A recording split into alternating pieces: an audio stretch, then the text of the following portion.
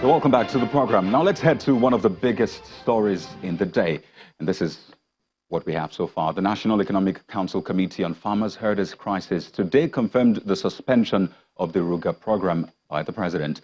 Now they say the suspension of the program is due to lack of consistency with the NEC and federal government approved livestock transformation plan, which has programs of rehabilitation of persons displaced following crisis between farmers and herders, among others. Let's listen to this.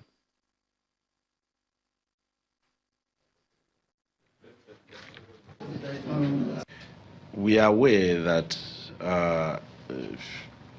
today that Mr. President has suspended the implementation of Ruga program initiated and being implemented by the Federal Ministry of Agriculture and Natural Resources because it is not consistent with the NEC and federal government approved National Livestock Transformation Plan, which has programs of rehabilitation of displaced IDPs resulting from the crisis, and also development of ranching in any willing state of the Federation. What NEC and federal government approve is a voluntary program to all the 36 states who may like to participate. So it's not compulsory, it is for any state that is willing. We key to the program. Any state that is interested in this program is required to bring up a development plan that is keyed towards the implementation in line with our own program here that is unique to his state based on the challenges that he has in respect of the crisis. So let's get more perspective on this announcement. Mr. Sonny Abagi joins us from Abuja. He's the national chairman and 2019 presidential candidate of Action Democratic Party, the ADP. And right next to him is Mr. Umar Dembo, DG Buhari Support Group. And right here in our Lagos studio, we have retired police AIG Bala Hassan, former AIG Zone 2, Lagos. It's a full house tonight. Thank you so much for joining us. Thank you. Now, I'd like to begin with Mr. Yabagi in Abuja. What were your immediate reactions to the announcement of the suspension of the Ruga plan by the federal government? Well, it was a big relief, but also a disappointment because I believe that the Ruga settlement program is supposed to be a socio-economic tool that government wants to use to kill two birds with one stone. They want to ensure that they achieve economic development of the states that deserve to have Ruga, and at the same time address the insecurity issue, which in fact is the most important issue that I think we need to address. Ruga is just, to me, a normal, day-to-day thing that if you look at other countries, who are more, could I say, more serious than us, they don't over issues that have impact on the common man, start abusing each other, calling for disintegration of the country and things like that. So I think the issue here is that the federal government itself, particularly the Mr. President, I think, or rather the presidency, got it wrong because they should have understood the mindset, of Nigerians coming from the horrendous experience, which we are still in, of the insecurity, the attack, the crisis between the herdsmen and the farmers, and for you to come with such a big, project of improvement of the life of a particular, the one party, because now you have the farmers, you have the herdsmen, and you announced that you are going to take care of one party to the crisis, and then you didn't say anything about the farmers. I think that got people to become suspicious that perhaps because the president we have today is a Fulani man and he's there to probably do something that with a special preferential treatment for his own kinsmen, which is not true. Ruga is as old as Nigeria itself, the Ruga settlement. I remember that in 1951, the colonial masters, had the Ruga settlement in Obudu, in Cross River State, and also the successive governments like Chief Obafemi Awolowo had one in Akunu, that's Ondo State. Saruna, you know, the premier. Are these the same as Ruga? Also had one in Mokwa. Are they the same as Ruga? Those are cattle. Those are ranches. And Okay. and you see, that's why the mistake. The mistake the presidency made is to call it Ruga. When you say Ruga is a Fulani name, and the president is a Fulani man, and the people you want to address are Fulani people, and you are saying now that I'm bringing this thing to help, you know, the state. The state is not only made up of Fulani people. There are other people there. They will say, okay, where is our own? So this is the mistake. Is the articulation of the program itself that is wrong. There's nothing wrong with the message, but I think the messenger did not get the message right in terms of delivery of the message to the masses. So I think it's a socio-economic program that should not be abandoned for 1 minute. I remember that President Jonathan, you know, had a program in mind like this. You know, they even had a committee set up under the former governor of Benue State, Governor Soswan. You know, and they toured the whole of this country. They had a beautiful program to establish what we now call Ruga. You know, so it is the message that they sent out that is wrong. You know, that is why people are kicking against, you know, a social economic program that in Kenya, in Malawi, in other African countries, they are making a huge, you know, profit and gain out of what we are fighting over. Mr. Yabagi, let's find out if Mr. Dembo agrees with you. We are losing.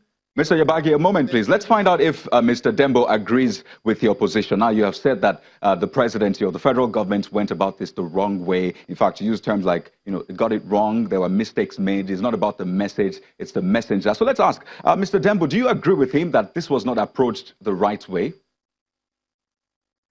Well, I partly agree with him, but on the whole, it is not everything that is said that is wrong. Like the farmers in Nigeria, they are being taken care of. There are so many programs for the farming the public in Nigeria and various states and by the federal government and so on. So you can't say that Nigerians Nigeria is only taking care of the Fulanis when you talk of Ruga. The whole thing, I think, needs a good study. Now that it is suspended, it should be looked at holistically so that we understand the whole concept. If it is a matter of people fighting against one another, that they have this lot have this other lot doesn't have, then Nigerians will continue to fight. But it is not that. The point is that we have a crisis on our hand. And these Fulanis and their cattle and the way of their life, we want to change it for them into something else, into a settled place. It is not easy, but it can still be done if it is done very well. Right. But for somebody to say that they are being favored or it is because of the president or it is, I don't think is right. Okay. So do you think that it should be brought back at perhaps a later date? Well, you see, once we are satisfied with the way to conduct ourselves in this matter, it is only a matter of Nigerians. You can never satisfy them.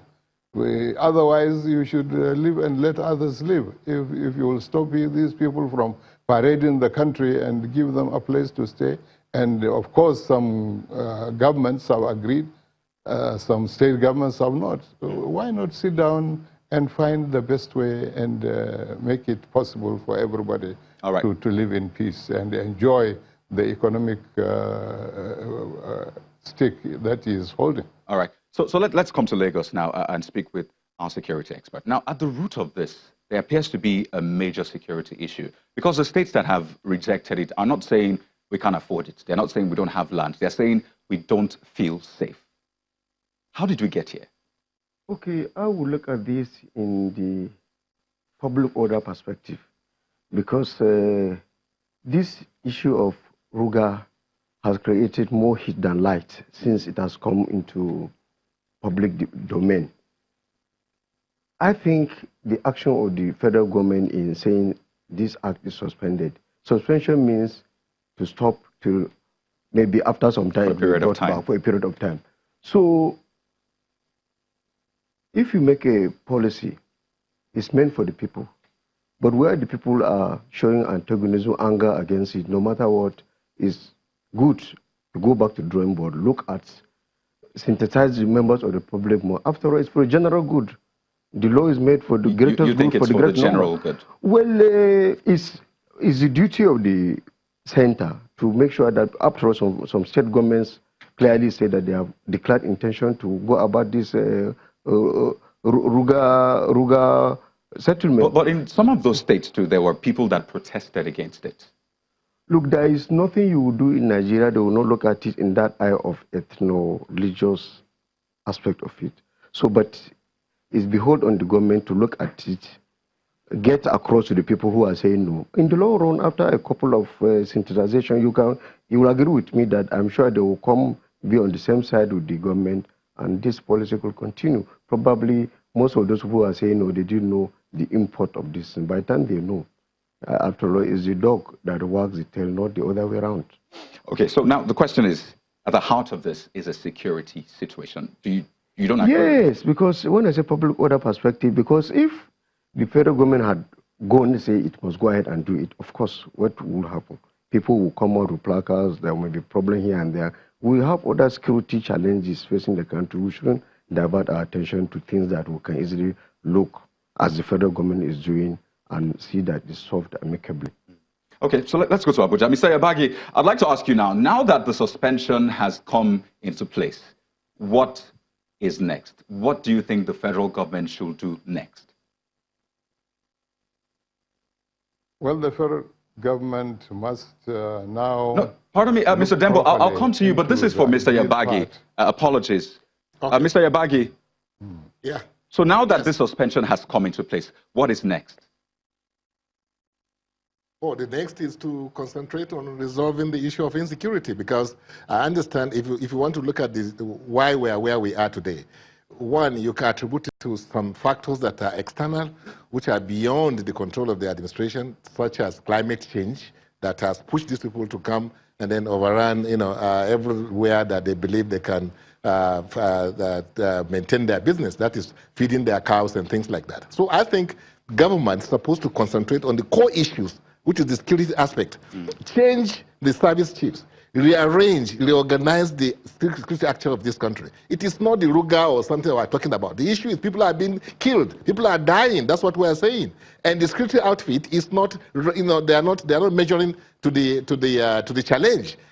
So this is what we are talking about. This is why we'll be calling on President Buhari to look into the issue of the security aspect of this country, which is the issue it revolves around the people you have at the heads of affairs in the persons of service chiefs and what have you. If you don't change, then the rank and file will continue to be demoralized, like Brutal himself has come to say, that his men are no longer, under his that he can't control them anymore. They are not following their orders.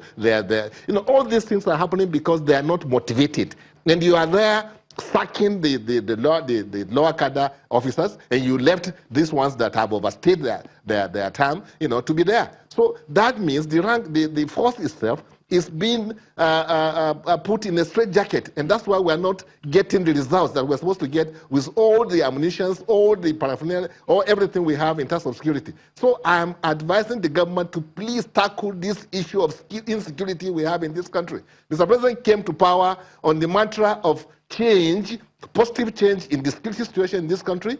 That's why people elected him.